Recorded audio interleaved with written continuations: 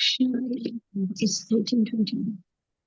या तस्य ते पादसरोरुहार हनं निकामयेत् शाकिला कामलम्पता तत एव राशिप्सितम् इप्सितो अर्चितो यत भग्न या याचना भगवान प्रातप्यते. Thank you, Hare Krishna. Thank you, Mataji. Hare Krishna, I am also trying. Hare Krishna, Mataji. Jatasya te padasharoharanam nikamoyet sakhila kamalampata tadeva rasi ipsitam ipsito aharchito jat bhagna jaya bhagavan pratapate.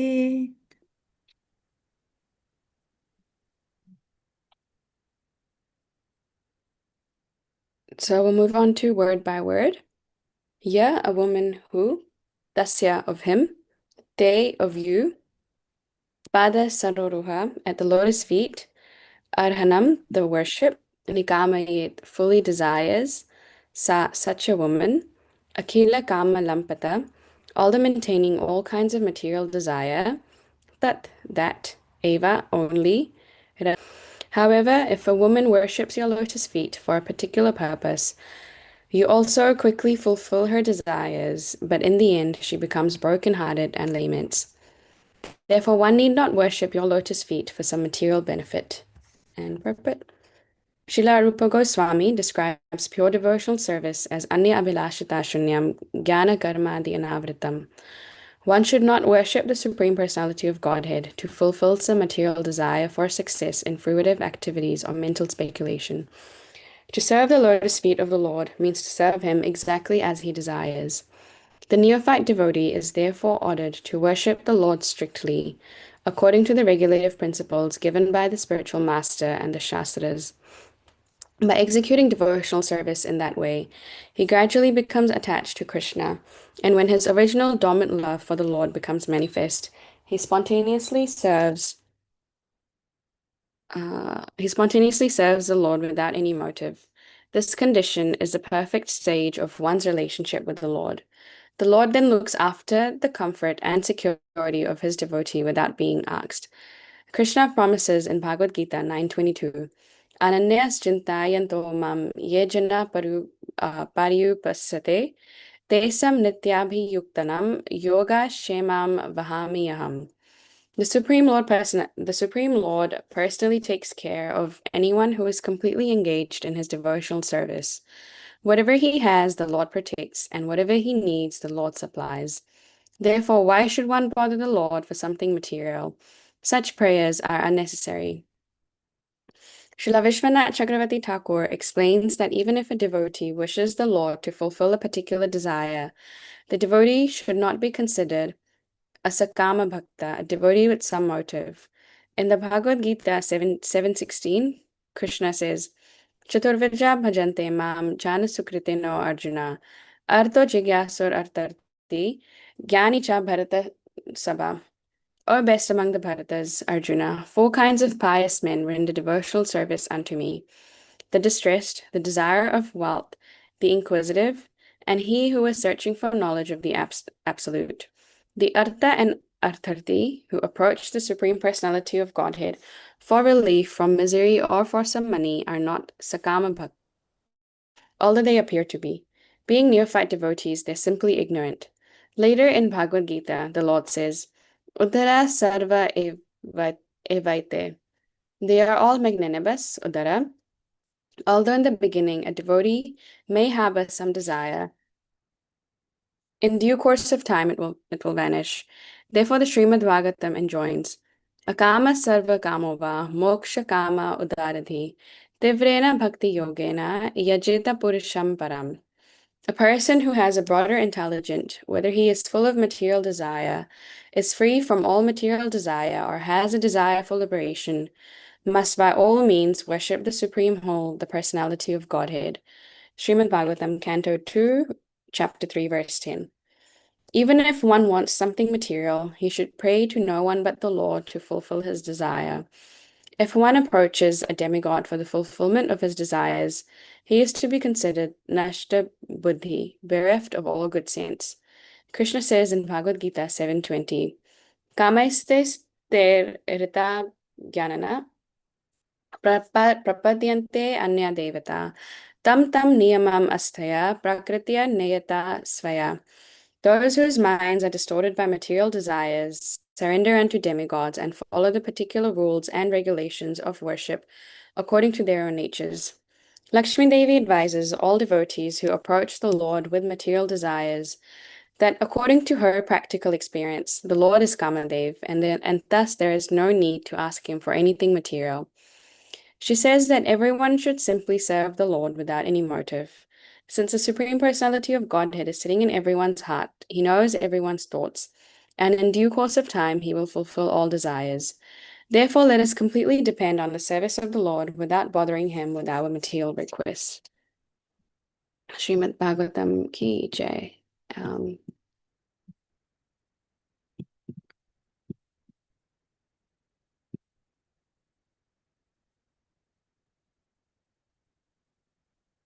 So Narayanam Namaskritam Naram Chaivan Narottamam Devim Saraswatam Vyasam Tatho Jayam Udirayet Shunvatam Swakatha Krishna Punya Shravana Kirtanam Hridiyantastohi Abhadrani Vidunoti Suritsatam Nashtaprayesha Badreshu Nityam Bhagavata Sevaya Bhagavati Uttama Shloke Bhaktir Bhavati Naishtiki Om Jnanatirmirandasya Jnananjana Shalakaya Chakshurun Militam Yena Tasmai Shri Guruve Namaha. So this is a prayer by Lakshmi Devi, goddess of fortune. And instead of, and usually when we think of Lakshmi, the main idea of thinking of her is to think of her as, for wealth, money, manifesting success. But here in fifth canto, she is basically, this is opposite of how normally, the world thinks about wealth, money, and this. And if the Supreme Personality of Godhead, if he is worshipped for a particular purpose, like a shopping list of demands, we might get what we want, but at the end of it, as the verse said,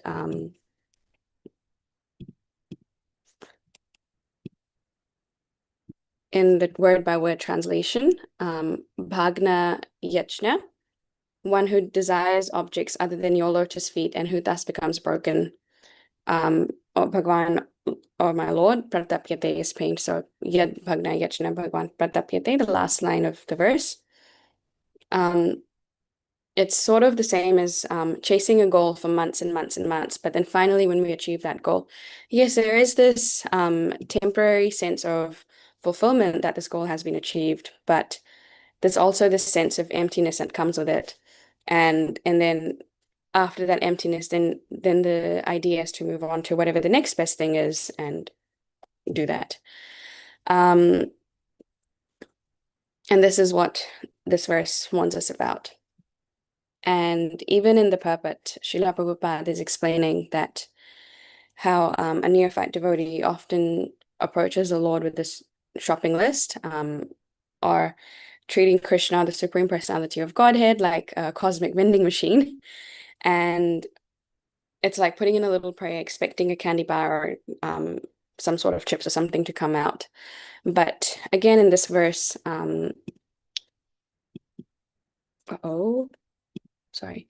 Again, in this verse, I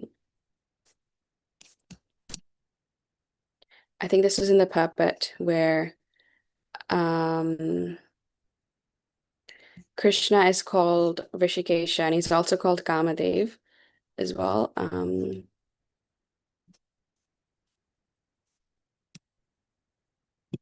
Yeah. And sorry. There's just multiple apps open. So yeah, when he's called Rishikesh as a master of the senses, who's sitting in our heart as a master, or as Paramatma, and before we even desire, Krishna knows what we need. So, and this whole broken heart, on the last line, that was of the verse, that happens because of material things being temporary. It's sort of the same way as last week with the example of praying for a house with a fancy roof, but if the foundation is not pure, the house is not proper, the house is going to collapse anyway. Or praying for a specific result and tying that happiness to that specific result. And I'm sure that in everyone's lives is definitely one story or another whereby, we've prayed for a specific result, something else has happened, and in that moment it just feels like it's the absolute end of the world. But when we get out of it, or when we look at it in hindsight, it sort of clicks like a puzzle piece as to why it happened and how it actually turned out to be for the greater good at the end. And just being tied to this specific result just keeps us on a roller coaster, because once this result is gone, or once the high of this result is gone, then even the happiness goes. And this is Lakshmi Devi, who she's a goddess of fortune, has all the wealth in the universe, supplies all the wealth, and she's the one that's telling us that don't bother the Lord for these things. And recently, with also last week being New Year and the start of 2026, there's lots of these reels or posts that I was seeing online about manifestation or vision board and all. And one of those actually said one thing, which was that we have to think like we're controller of the universe, like we're God, and I was actually shocked when I read that, because the goal is, I mean, it's not to control the universe or to pull the strings or to make one specific thing happen, but it's not to control the external world, but to become to, I guess, purify ourselves to the point where whatever we're requesting for, be it material, be it spiritual, we're able to hold that with grace and gratitude. And most of these posts are just these, whatever was popping up, it was very shocking in a way as to how they're saying become God in this. And it's, approaching the universe as like the directors of a movie. But if we, even from a scientific perspective, if we look at the reality of our position, or even, just using modern physics, astrophysics, it's a tiny planet compared to the 2 trillion other galaxies that's just orbiting the star and us, orbiting the sun. And while we think the sun's very big, there are even bigger suns in the universe. So if we basically zoom out and like really zoom out, right, or actually zoom in, zoom out to see the entire, all of these other galaxies, it's, as a human being right now, we're basically even smaller than a grain of sand that we see on, any global beach. And a grain of sand is very, very tiny. So we're just even much smaller than that.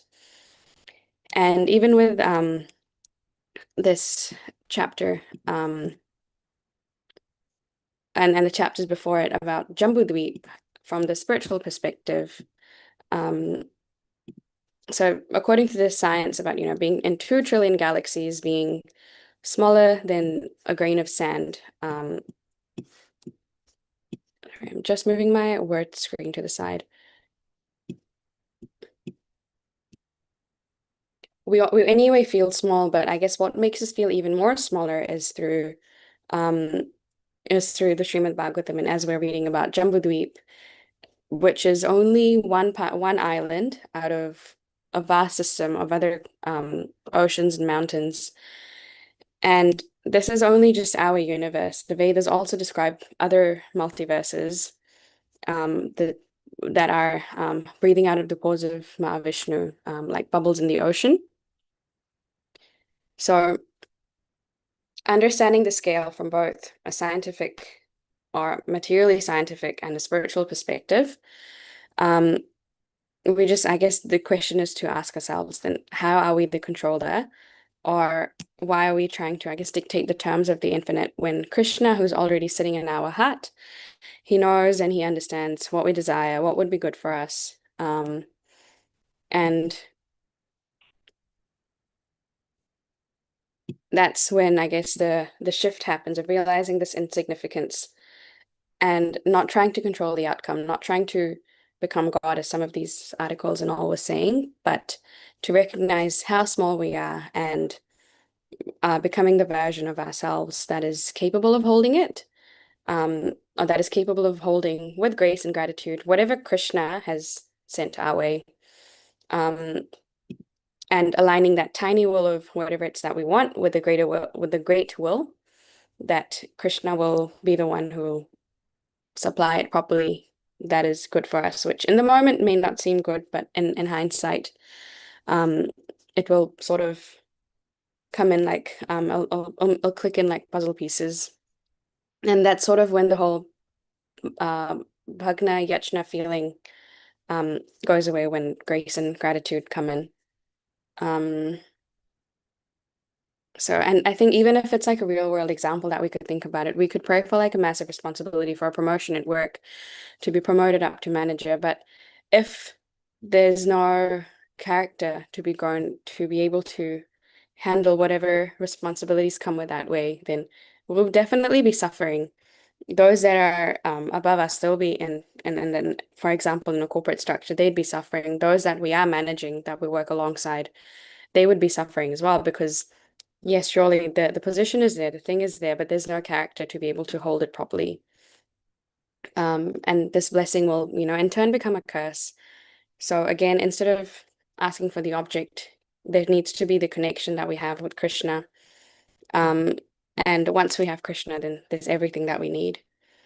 And even in the purport, Srila Prabhupada, he's quoted Bhagavad Gita 9:22, where Krishna promises that for those that are purely engaged in his service, he personally carries what they lack and preserves what they have. So he's basically already, handling the logistics. All that we have to handle is just our devotion or our relationship with Krishna, and making sure that it's not transactional.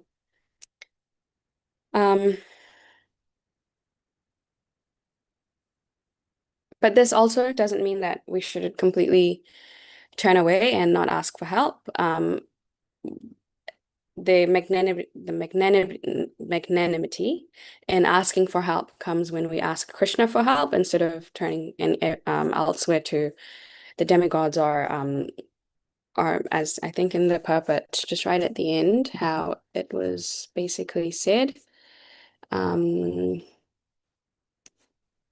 Those whose minds are distorted by material desires, Bhagavad Gita 7:20, those whose minds are distorted by material desire surrender unto demigods and follow the particular rules and regulations of worship according to their own natures. So the real magnanimity is where we turn to Krishna instead of elsewhere. But instead of, going to Krishna, requesting him, for example, please give me this job so I can be happy, the actual prayer should be that, Krishna, you're in my heart. I need a way to maintain myself. Please give me the grace to serve you in whatever situation you place me in, and help me to be grateful either way.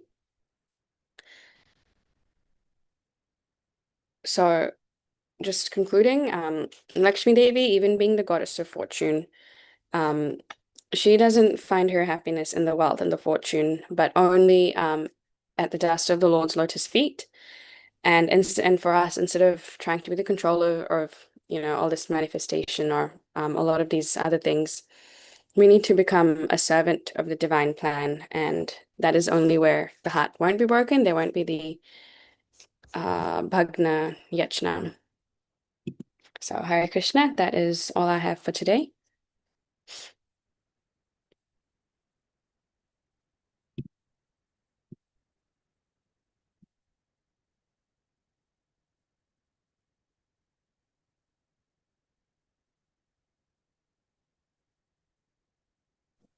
Hare Krishna, Hare Mataji. Krishna, Thank you very much. Mataji. Very nice class. Thank you. For me, it really struck me. Actually, it's very strange. I never thought of it like this, but that Lakshmi Devi herself is telling us not to go after material desires. Like, I mean, I had never, like Lakshmi Devi, she's the one who controls all the opulences, all the wealth. And she's telling us, don't go after wealth, don't ask for wealth. So, that was like no. Thank you very much. Hare Krishna. Thank you, Mataji. Hare Krishna.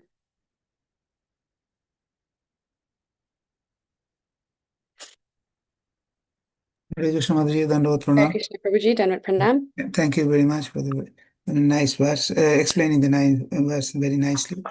Particularly, the thing that comes to my mind is that because the Lord is situated in our heart, or in other words, everyone's heart, not only an individual's heart, but every heart He is present. So He knows from the core what we have, because He is Upadrishta and Anumanta. So He is the knower and the permitter. So He knows what we want, and ultimately what is the ultimate good for us. He knows better than anybody else.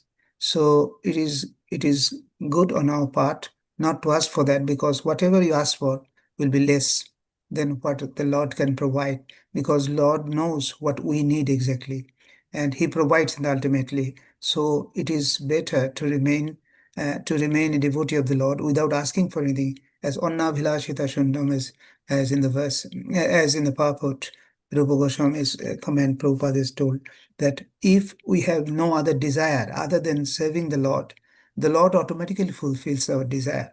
And that is the best way to do bhakti, and not to make it a transactional, asking for something in return, as Prahlad Maharaj has rejected it completely. That he's not, when Prahlad Maharaj was told to ask for was told by Nrsimhadev to ask for a benediction. So he told that I am not a businessman. So we should always remain good when we surrender to the Lord and leave everything to the Lord, and the Lord will look after us in a very nice way, and that is beyond our comprehension, and that is the best course one should adopt while doing devotional service. Hare Krishna. Hare Krishna. Thank you. Thank you so much, Prabhuji.